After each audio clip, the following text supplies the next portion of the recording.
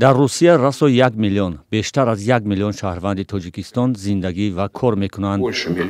این آمار را ولادیمیر پوتین روز 9 اکتبر در نشست خبری مشترک با پرزیدنت تاجیکستان امامعلی رحمان در شهر دوشنبه ذکر کرد. هرچند این بار پرزیدنت تاجیکستان به این آمار اعتراض نکرد، در سال 2022 او در حضور پوتین گفته بود که تاجیکستان اینقدر مهاجر کاری ندارد.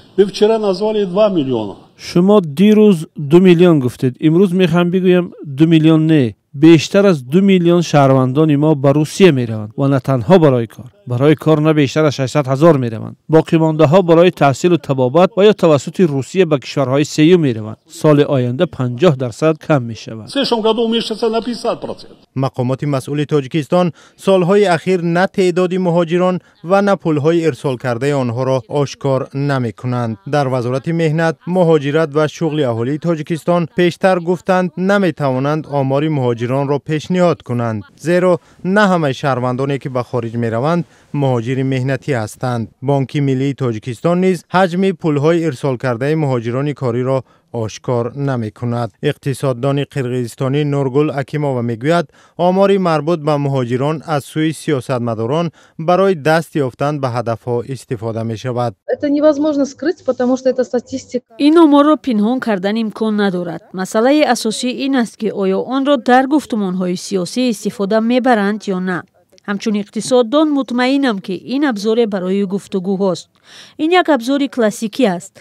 همه نوع داده‌های اقتصادی در گفتگوهای سیاسی استفاده می‌شوند. احتمال بحث مذکور به خاطر آن روز زده است که دو کشور در مسئله به سازش نرسیدند و ظاهراً آمار مهاجران برای تقویت موقع روسیه صدا می‌دهد.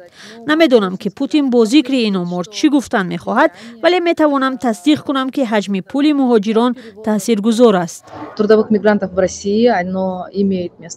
یک شارح مسائل اقتصادی از شهر دوشنبه گفت به درستی آمار پیشنهاد کرده روسیه باور دارد، زیرا با گفته او جانب تاجیکستان کسانی را که دو شهروندی دارند مهاجر حساب نمی کند.